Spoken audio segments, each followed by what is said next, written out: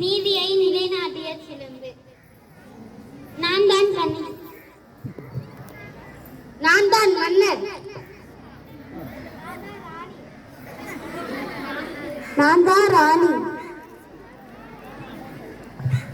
நான் தான் வாயில் காப்பன்.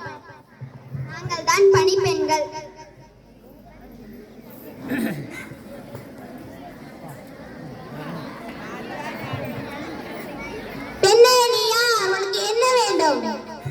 நான் மன்னரிடம் தான் கூற வேண்டும். நான் மன்னரிடம் நீதி கேட்பதற்காக வந்திருக்கிறேன்.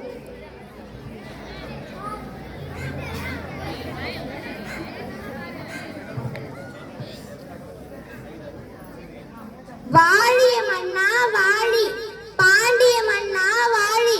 அரசே அரசே, நாம் அரண்மனை வாயில் முன் அழுத கண்களோடும் தலையேறி கழந்தும் ஒரு பெண் வந்து நிற்கிறாள். அப்படியா? அந்த பெண்ணிற்கு என்ன துயரமோ கேட்டாயா? கேட்டேன் மன்னவா. அதை பற்றி உங்களிடம் தான் கூற வேண்டும் என்கிறாள். அவள் உங்களிடம் நீதி கேட்டு வந்திருப்பதாக சொல்கிறாள்.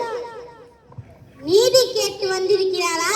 சரி, அந்த பெண்ணை உள்ளே அனுப்பு. அரசர் உன்னை உள்ளே அழைக்கிறார். இளங்கோடி போன்ற பெண்ணே, அழுத கண்களோடும் தலைவிரி கோலத்துடன் எம்மை காண வந்த காரணம் என்ன? நீ யார்? உனக்கு என்ன வேண்டும்? ஆராயாமல் நீதி வழங்கிய மன்னனே, என்னையா யார் என்று கேட்கிறாய்? உலகம் வியக்கும் மன்னம் ஒரு புறாவிற்காக தன் உடலையே தந்த சிபி மன்னனை பற்றி அறிவாயா நீ?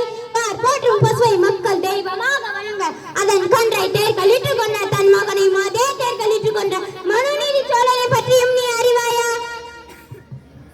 பெண்ணே, நான் கேட்ட வினாவுக்கு நீ இன்னும் விடை கூறவில்லையே. அதை விட்டுவிட்டு வேற எதையோ கூறிக்கொண்டிருக்கிறாய்.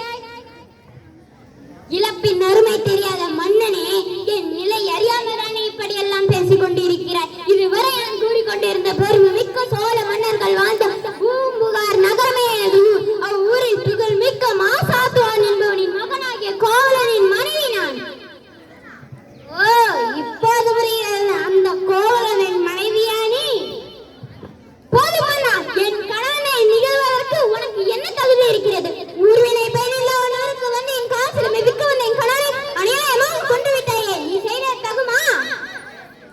பெண்ணே, கல்வனை கொள்வது கொடுகோல் என்று அத்து ஏற்பது அத்து அறநீதிமாகும். இது அனைவருமே அறிவாகவே.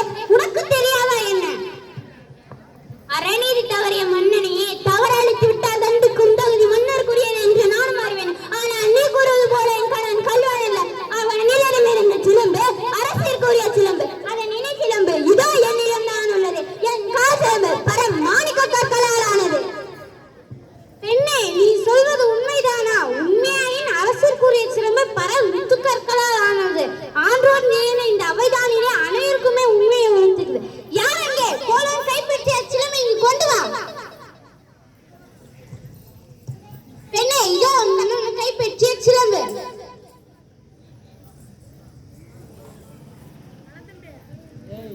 நீதி தவறா என்று கூறிக்கொள்ளும் மன்னனே, ஒரு தவறும் செய்யாத என் கணவனை அநியாயமாக கொன்று விட்டாயே. உன் நரநீதிக்கு இருக்கு என்று இதோ மேற்பொரு நீங்க